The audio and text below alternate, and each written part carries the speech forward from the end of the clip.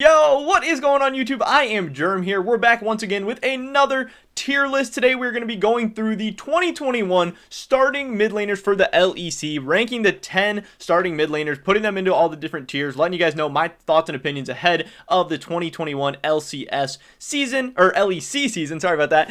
And then, yeah, just as the season goes on, we can kind of see how everyone performs, where my rankings were, how I was right, how I was wrong, and then obviously you guys can comment down below what your rankings and tier list would be as well. Let me know what you think I got right, what I got wrong, and yeah, it's just a fun little discussion again, but this is all opinions. We have no idea what's going to happen in 2021, just because things have happened in the past, or certain prospects are coming in with a certain amount of hype, or people have done certain things in the past or whatever. That doesn't mean anything. So again, it's just your opinions against everybody else's. You don't have to be rude, you don't have to be mean in the comments. You can let your opinions be voiced, and it's okay to disagree with me or anybody else, but keep it under control. With that being said, here we go. Let's get right into this. First up, we have Niski. He's obviously the new starting mid laner for Fnatic, and I've made it pretty clear I'm not a huge Niski fan. I think he was a little bit overrated in his time with Cloud9.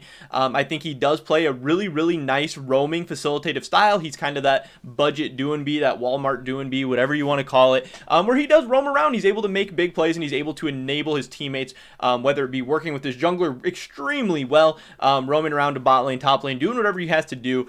He's willing to sacrifice CS, sacrifice XP, sacrifice his own leads to get his teammates ahead, and then hopefully be able to carry through them. He does play a really nice Zoe too. That's one of his better mages and stuff, but again, she can kind of play that facilitative style a little bit. But when he does have to stay in lane, when he does have to play control mages, when he does just have to do like lane kingdom type meta, I think Niski can fall a little flat. So he does shine, he does have his high moments, and I think he could even work very well in this Fnatic roster with self-made, enabling him to really take his game to the next level. And I think that will be very great for Fnatic in a lot of ways. But again, it's a long season, metas change, things shift. I think Niski is pretty one-dimensional. I don't think he is too consistent in the different play styles and his versatility and stuff, but he is obviously still very good. So I would have him solidly in the B tier. Next up, we have Blue, who's going to be the new starting mid laner for SK Gaming. Obviously, people are kind of excited about this SK Gaming lineup in some ways. They have Treats down in the bot lane. I'm really excited to see how he does in his first full split as a starter. People are pretty hyped up about Blue, too. He's one of these new mid laners coming up in the LEC. LEC mid lane talent is always really competitive. It's always really exciting. There's always a ton of new young faces, and it seems like every year we have like a new, at least one, sometimes even two new breakout LEC stars. Blue is coming over from the TCL, where he has been pretty successful. He's made a name for himself. It'll be interesting to see how he's able to do. But you know, he is somebody new coming in. He doesn't have too much major league experience. He doesn't have too much experience in these big games against just class mid laners game in and game out. I think eventually he will be able to be pretty good, but him coming in, I'm tempering my expectations a little bit. He is a mechanical beast. He is a very solid player, but I'm going to have to start him out in the C tier. One, because I think LEC is always really solid at mid lane. There's going to be tough competition, but then also I really like to have my players prove themselves at the highest level first before I, get caught up in too much of the hype, whether it's from TCL or European Regional Leagues or European Masters or whatever. So I do want to improve himself a little bit, and he's not the prospect that I'm most hyped up about this season. So I think C tier is a fair place to start him out in. Next up, we have Caps, obviously the starting mid laner for G2. He's been possibly the best Western mid laner of all time.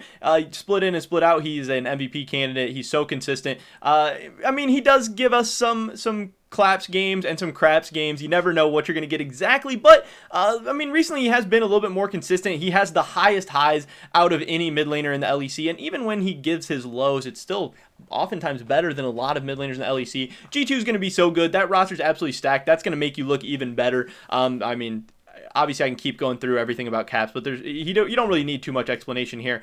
He's going to be solidly S tier, best mid laner in the league, probably going to be another MVP candidate depending on how well G2 does and how well he's able to stand out with the rest of the team. He's an absolute world-class mid laner. When he goes to international events, he's able to stand up toe-to-toe with the best mid laners in the whole world. LEC's lucky to have him. G2's lucky to have him. S tier for me. Next up, we have Vethio, who is going to probably be the new starting mid laner for Misfits. This is another guy that I know a lot of people are hyped up, a lot of people are excited about. It's going to be interesting to see how he's able to do. I believe he's coming from LDLC into the LEC. Again, another really hyped up talent. People are excited for him, but I don't know how well he's going to be able to do right away. I think there is a big learning curve coming from European regional leagues into the LEC, especially when you have a ton of veteran guys in there this year. You have Larson, you have Humanoid, Caps, like it's just murderer's row of mid laners here. And he's just going to have a tough time standing out. I'm not as excited for him as Blue or some of the other guys, but I think Vethio does have a bright future ahead of him. People are really excited for him, but for now I'm going to have him in C tier, a little bit below Blue for right now. I am a little bit more hyped up for Blue coming into this year. But yeah, we'll see how that's able to go. Obviously, Misfits looks like an interesting team.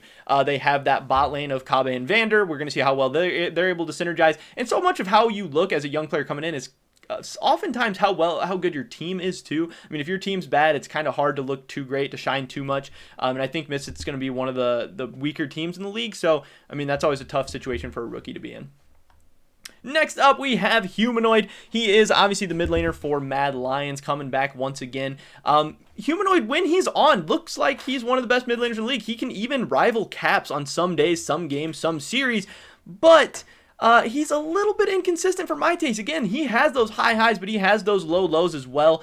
Obviously, Mad Lions fell off a little bit towards summer split, especially towards the end of it, into playoffs, especially at Worlds. They didn't have a great showing as a team. I don't think it's all entirely Humanoid's fault, and I'm not completely blaming him, but again, as your team starts to look worse, you're going to struggle a little bit. Humanoid is a guy that I think has that superstar potential in the future. If he can figure out how to get that consistency down, if he can just learn how to keep growing, keep building himself up, he has absolute star potential. He is a really, really amazing mid laner. I have him solidly in A tier.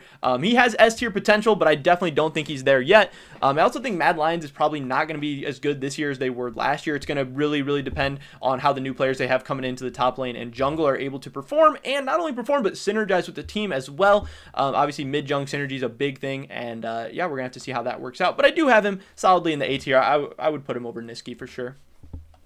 Next up, we have Nukeduck. I'm just going to go ahead and throw him in the F tier. Obviously, he's a guy, we've seen this guy for many, many years. He can be solid at times. He's a veteran, but he's pretty inconsistent. He's not that good. Is he? He's probably better than some of these younger guys right now. Maybe. I mean, we're going to find out fast. He could easily be the worst mid laner in leagues here. But I'm just upset that they're even bringing him back again. I think so many people want Astralis to go young in the mid lane. They have this kind of ragtag team they're throwing together, and I'm not sure why they're hanging on to Nukeduck. I know some people like him. Some people kind of vouched for him in the past, but at least in my opinion, in the opinion of a lot of people, he's ran out of chances. He's clearly not going to be a huge carry for your team going forward. He's not going to be your mid laner of the future. And when there's so many young, up-and-coming, promising talents in the LEC, and we even have like Febvin in Academy, we have Nemesis who can't find a team, and you're rolling out Nukeduck. I mean, that's going to be an F tier move for me. I got Nukeduck in the F tier. Again, we'll see who's going to do better this year. Blue, Vethio, Nukeduck. I could see any of them being the worst performing mid laner in the league this split. But I got to put Nukeduck there. I have him in F tier to start out for the LEC. We'll see how that one works out. Next up, we have Larson, obviously the starting mid laner for Rogue. I think Rogue is going to be very, very exciting this year. They were a great team last year. The one weak point, the one kind of scapegoat that everyone would kind of roast was Finn in the top lane. And now they have Odoamne up there to really shore up and solidify that roster. It's going to be really interesting to see if they can take a big step this year and become that solid number 2 team in the LEC, or if Fnatic is going to give them a run for their money and kind of continue to be that legacy number 2 team. But obviously, with what Rogue does, Larson is a huge part of that. He's an absolutely massive carry in the mid lane. He puts up insane scores. He puts up insane carry performances. He's very, very consistent. And me, I have him in A tier. I have him as the second best mid laner in the league. I do have him as above Humanoid. I think Humanoid has higher highs, but I think Larson's a little bit more consistent and can still give you that pop-off carry potential, obviously. Yeah, I have him in A tier. I think he's going to have an amazing split. Again, he's close to S tier. He could get there if him and Rogue are able to take a big step up this year. But right now, I don't think anybody's in the same league as Caps.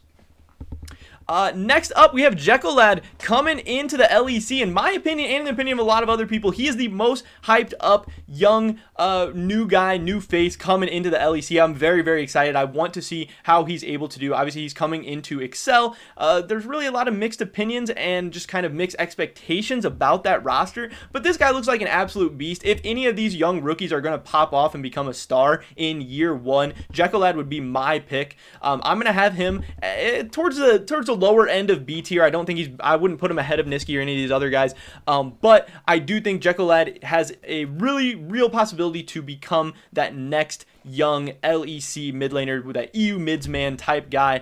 I'm excited for him. I'm really hyped up. I think he's going to have a big year. I hope he does. Yeah, I think it's hard to rank all these new guys who we haven't seen a ton of yet, but I am excited for him. Again, if I had to take one of these new faces, give me Jekyll Add. Next up, we have AbuDhabi, obviously the mid laner for Schalke. When you're talking about him, we've seen all different kinds of AbuDhabi. We've seen terrible AbuDhabi that would probably be like a C tier. We've seen Faker Dage that, you know, rivals Caps in S tier. Not really, but Faker Dage, especially towards the end of Summer Split as Schalke went on their miracle run and into the summer playoffs. AbuDhabi's stats, scores, gameplay, just the eye test all went to an extremely different level. But they did ultimately fall short. They didn't qualify for Worlds. It's not AbuDhabi's fault. He's obviously played very well throughout the gauntlet, throughout the playoffs, throughout all that stuff. But just because he ended the year hot, you still have to take a look back at the whole year. In Spring Split, he wasn't that good. At the beginning of Summer Split, he wasn't that good. He can get there if he shows us that consistency, if he shows us that consistent, high-level quality play. I think he can get to that next step. But he's got to do that first. He's got to be there. This is a guy that, you know, you could maybe have him in low A tier. I'd have him in high B tier, I guess, for now. Again, Faker Dage would probably be, you know, A tier for sure, but I'm not completely sold that that's exactly what we're going to get throughout the whole year for the Schalke team or for AbuDhabi himself.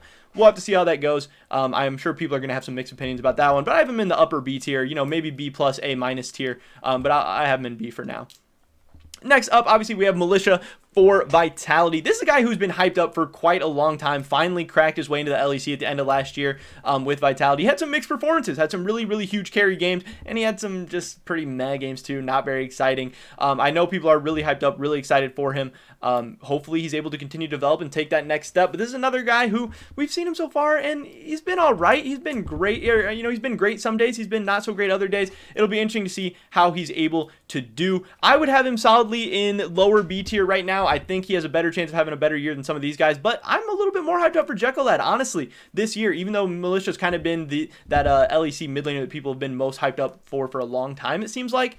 But yeah, this is it. This is my tier list. This is the LEC mid laners starting for their teams in 2021 tier list from I Am Germ. Again, I think it's really hard to rank some of these guys. Even Militia, we haven't seen very many games from him in the LEC. That's going to be tough, and you never know how they're going to develop in the offseason, how their preparation has been from the end of LEC 2020 or their European Regional League or the TCL or wherever they're coming from up until this date, how they're going to mesh with their new team, how they're going to fit in with the new coaching staff. There's so many moving parts and pieces. A tier list like this is really hard to make, especially when you have some of these younger guys like Vethio, Blue, Jekyll Add coming in. Yeah, stuff can change all the time. There's so many moving parts. League of Legends is a complicated team game.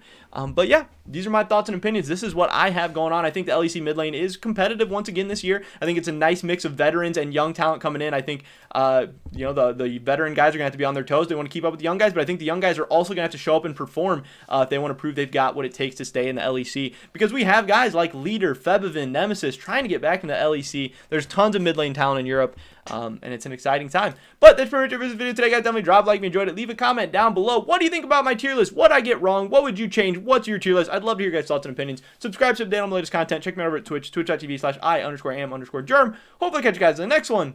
But until then, peace.